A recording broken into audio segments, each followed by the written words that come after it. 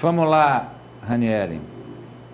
Vamos, Amadeu, essa reunião ocorreu na manhã de hoje, durou mais ou menos 1h30 e Haddad ouviu a bancada evangélica após essa decisão da Receita Federal, na última quarta-feira, de suspender a isenção de impostos sobre a remuneração dos pastores e líderes religiosos. A decisão foi da Receita Federal, mas Haddad fez questão, Amadeu, de reunir os líderes para ouvi-los.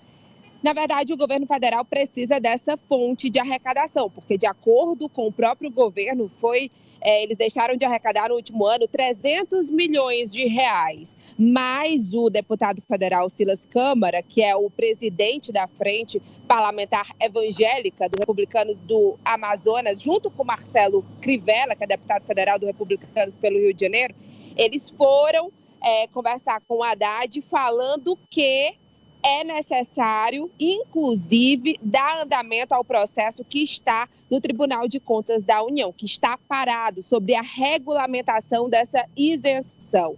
E Fernando Haddad decidiu, a partir de agora, criar um grupo de trabalho para ver a possibilidade de voltar atrás em relação à isenção. Vamos ver o que ele disse.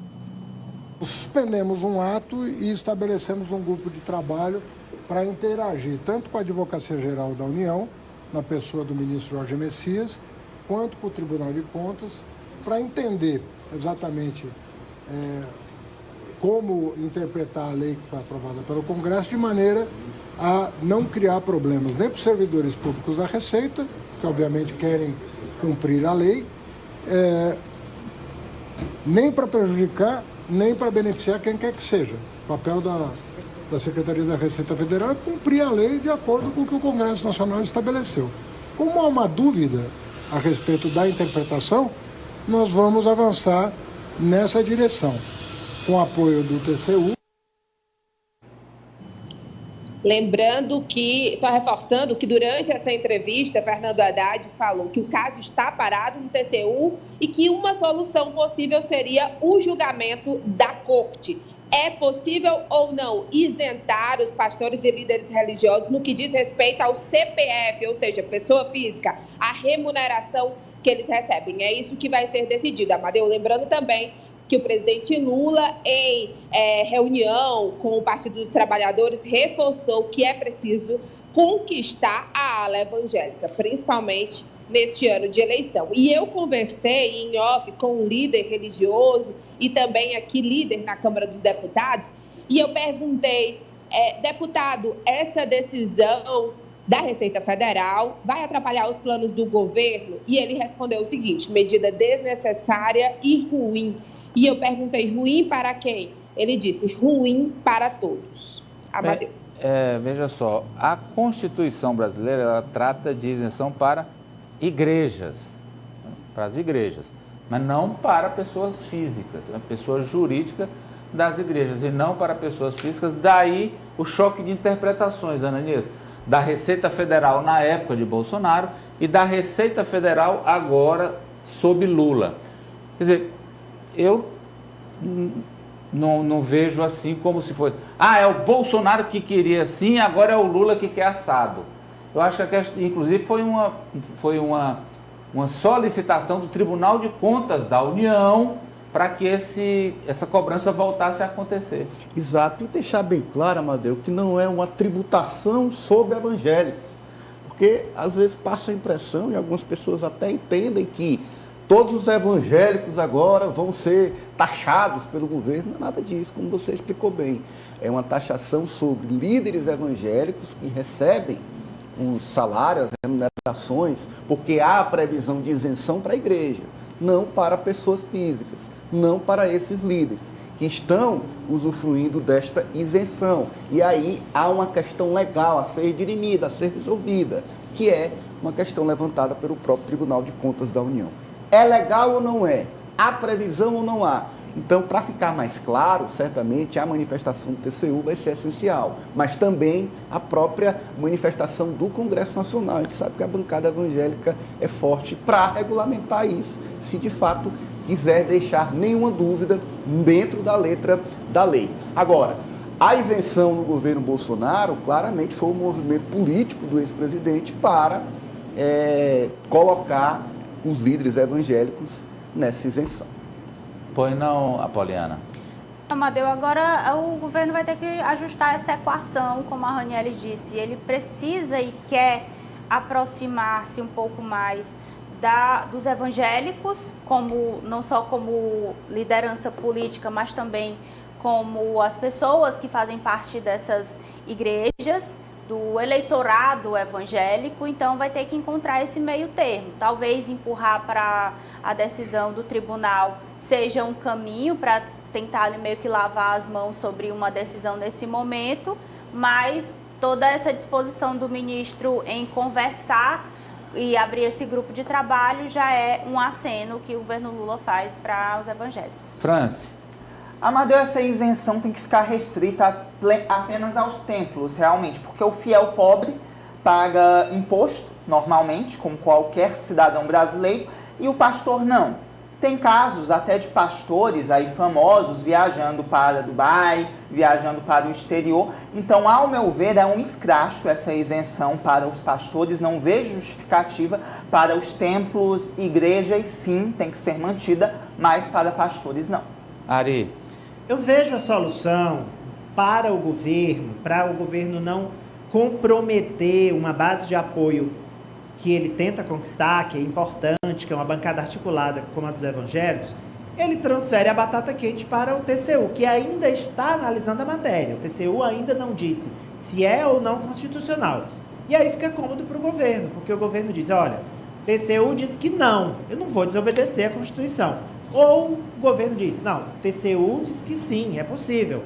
E a gente vai ceder nesse ponto. Eu acho que essa é a saída pela tangente que é mais apropriada para o governo federal.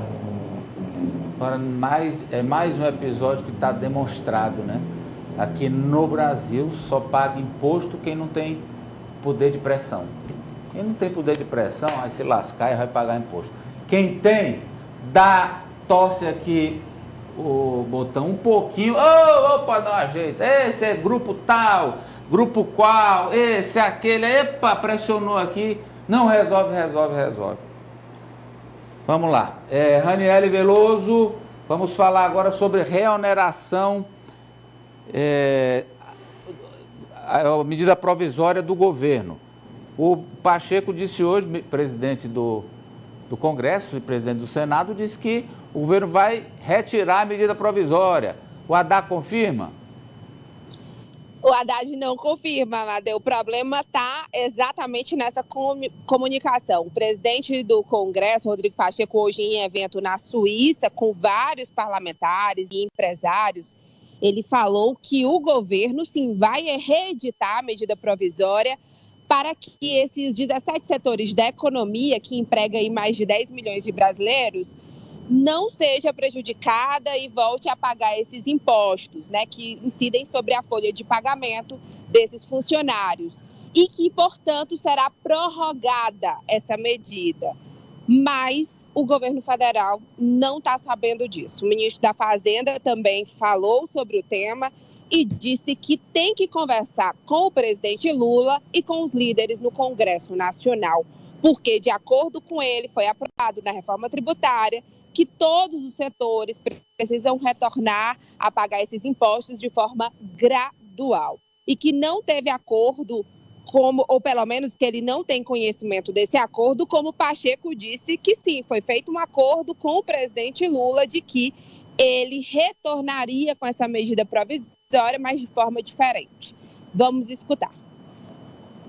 Nós insistimos que o melhor princípio é o da reoneração gradual, como foi feito com todos os outros benefícios relativos a impostos sobre consumo.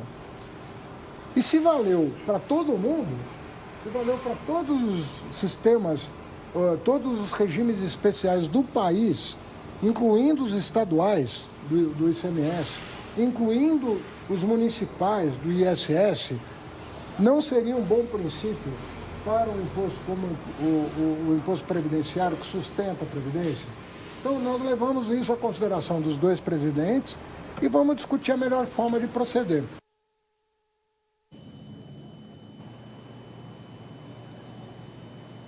Vamos aguardar, então, mais uma batata quente aí para o Haddad descascar. Vamos, Ranieri, falar aí sobre... Eu não estava escutando, Amadeu, mas só complementando... Complemente. Só complementando, que também nesta semana não estava escutando nem o que o Haddad falou.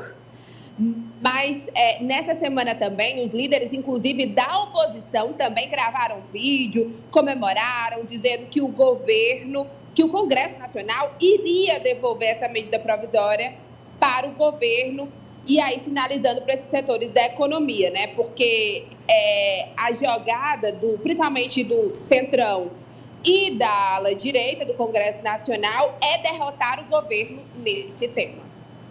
Tem aí o deputado Merlong Solano, deve estar nos acompanhando, ele postou aí nas redes, Ari, nas redes não, no nosso WhatsApp do Jogo do Poder, nosso grupo, um tweet dele sobre essa cobrança de imposto de renda para líderes religiosos. Veja aí, Ari, o que ele disse aí. Bancada que se diz evangélica se mobiliza para defender o privilégio de não contribuir para a Previdência, enquanto seus fiéis que